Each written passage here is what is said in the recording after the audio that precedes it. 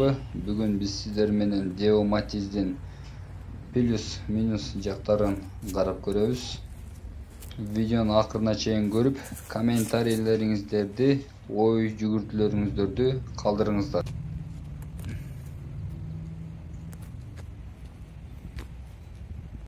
Көптөр деген сатып, алардан алдын. Көп терең ойлонушат, алсамбы же албасамбы деп.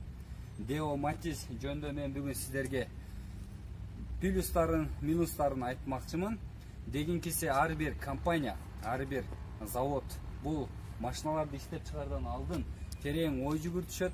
Жана болсо ар кандай жолдор менен сынап көрүп, анан элге тартуулашат. Эч бир компания биз жаман машина чыгарайлы, анан бузулуп калсын, бузулуп калгандан кийин бизге акча түшөт деп эч бир компания чыгарбайт. Ошондуктан ар бир машинанын өзгөчө жакшы жактары бар. Биздин эмне минус жактары бар. Биринчи скорость менен бир аз жылышы кыйыныраак, экинчисинен бир аз, үчүнчүсүнөн жакшы болот. Төртүнчү скоростто бат кетет, бат күлөнө баштайт. Анан 80-90го чыкканда 5-чи скоросттон кийин 100дөн өткөндөн кийин бир аз кыйнала баштайт. Бардык эле Матиздер ошондой. Тим эле 5-чи скоростко түшкөндөн кийин сразу газды басар менен 140-160 болуп кетпейт, спортивный эмес. Бирок деген 5-чи скоростко салып, каалаганча басса болот албетте. Ошо минус жагы деген аябай күчтүү машина эмес. Дагы минус жактары болсо, бул Матиз аябай тез чирийт. Анткени кожасы аябай темири жука болгондуктан бат чирип кетет да. Дагы болсо гранаттары бат кандай кетет, бат шалактап тарак-тарак үндөр, звуктар чыга баштайт алды жагынан көбүнчө. Амортизатор жактары дагы бир аз назигирээк. Узак жолго чыкканда бир аз кыйналат. Түзүк эле кыйналат десем болот, анткени деген өйдө болот, ылдый болот, жолдор өңгүл-дөңгүлүү болот. Ошол жолдордо бир аз кыйналып калат да машинач. Ошол себептүү бул машина шаарга ыңгайлуу. Дагы эң эле бир минус жагы болсо, бул Матиздин мотор жагынан ремен болот. Ошол ремени үзүлүп кете турган болсо, Матиздин моторун толугу менен ремонт кылганга туура келет. Анткени ошол ремен бул аябай чоң ролду ойнойт. Ошондуктан деген ременди бат-бат байкап карап туруш керек. 1-2 айда бир карап, эгер тиштери кандай, ошол ремендин тиштери талкаланып, жок болгон болсо, желип кеткен болсо, ошол ремен үзүлүп кетсе, сиз көбүрөөк каражат жоготуп коюшуңуз мүмкүн. Ошондуктан деген ошол ременин бат-бат алмаштырып турганга келет. Ошол минус жактары бар. Ону ыңгайлуу, кичинекей. Эгерде чоң адамдар болсо, батышы кыйын болот. Бул ошол деген арык адамдарга, мен сыяктуу адамдарга аябай ыңгайлуу. Ошол дагы бул шаар ичинде эң мыкты десе болот. Бул машина менен Ош, Бишкекке каттаса дагы болот, бирок деген машинаңыздар кыйналат, анан өзүңүздөр кыйналып калышыңыздар мүмкүн. Ошондуктан менин сунушум бул шаар ичине. Анан бул Матизди эмнеге корейстер чыгарган? Кореяда деген жолдор тар болгондуктан, движение көп болгондуктан корейстер аял киши үчүн чыгарган, аял кишилер үчүн. Аял кишилер оңоюраак токтош үчүн, пробкалардан чыгып кетиш үчүн, оңоюраак айдап чыгып кетиш үчүн ушундай жолдор менен изилденип, аял кишилер үчүн. Караңыздарчы, корейс бир туугандар аябай аялдар, аял затын мындай баалайт экен да, ошондуктан ушул аял заты үчүн чыгарылган машина. Ошондуктан бүгүнкү күндө бул жакка чейин келип олтурат, анан көптөр деген минип көрүп, анан ойлошот, неге бул Матиз мындай слабый, эмнеге бул мындай ушундай машина деп. Анткени деген бунун эгер тарыхын окуй турган болсок, бул аял заты үчүн чыгарылган машина.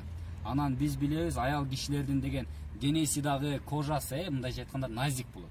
Ошол сыяктуу эле бул Матиз машинасындагы бул бүт бар жогун назик кылып жасаган да туугандар. Ошондуктан деген эгер алсаңыздар болот, такси кылсаңыздар болот, өзүңүздүн кичинекей үй бүлөңүздөр үчүн алып, минип, ушундай кылсаңыздар болот. Эми азыр сиздерге бир аз мотор жагы боюнча дагы минус жактары болсо, бул Матиздин бат чирип кетет. Анткени деген, жана айтып өткөндөй деген бул корейс эжелерге чыгарылган, ошол эжелердин кожасы сыяктуу болгондуктан бат чирип, бат эле ушундай некрасивый состоянияга келип калат да. Део Матиздер 1, 2, 3, анан 4-сү шарк болуп чыга баштаган. Биринчи Део бул азыр менин колумдагы Део Матиз 2.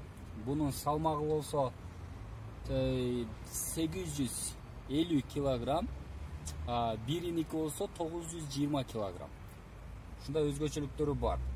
Саатына 150 километрге чейин так ылдамдыкта бара алат. Бул жерде капот жак ачылат. Бул жерден арт жак ачылат, бул жерде бензин. Бул алды жагы менен жылдырып, алдыга, аркага турласа болот. Бул жак менен сиденьяны турлап, аркага жаткызып, ушундай. Азыр сиздерге капот жагын көрсөтөм.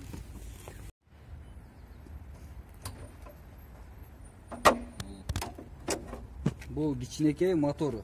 Бул жерден наливка кылып, май куйса болот. Дейинкиси көпчүлүк Матиздер май жейт. Анткени деген булардын деген ошол май алмаштыра турган жерден резбасы назик болгондуктан бат желип кетип, ошол жерден ага баштайт. Бул арт жагы кичинекей, өзүнө ыңгайлуу.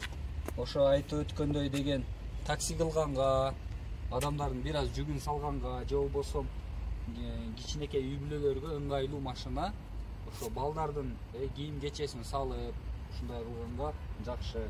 Анан бул жерде бир аз өзүнүн инструменттери турат. Түгүндө болсо баллону, мунун түгүндө баллону, тепе домкрат, ушундай. Анан көпчүлүктөр деген колонкасын алып салып, бул жерге забуферлерди коюшуп эме кылышат. Бирок пока что забуфери жок. Бул арт жагынан салону мындай болот.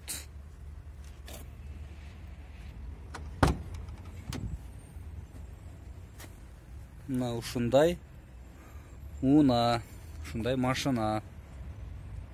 Сиздин ичи бул механика, бул жерде музыка. Анан өзгө эң жакшы жагы бул Део Матиз кышында бат жылыйт.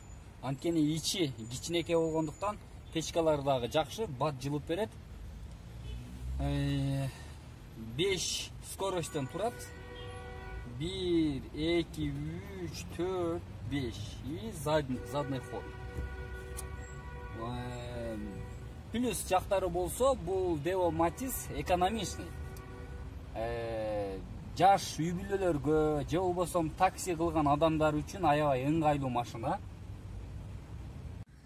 Матиздин дагы болсо кандай жаман жакшы жактары болсо комментарийлериңиздерди калдырыңыздар. Эгер видео сиздерге пайдалуу болгон болсо лайк басып, каналыма катталып коюңуздар. Кийинки видеолордо көрүшкөнгө чейин эс аман болуңуздар. Баарыңыздарга узун өмүр тилеймин. Качан сиздер ролдо кетип аткандарда, жана болсо жолдо бараткан адамдарга дагы узун өмүр тилейм. Көрүшкөнгө чейин саламатта болуңуздар.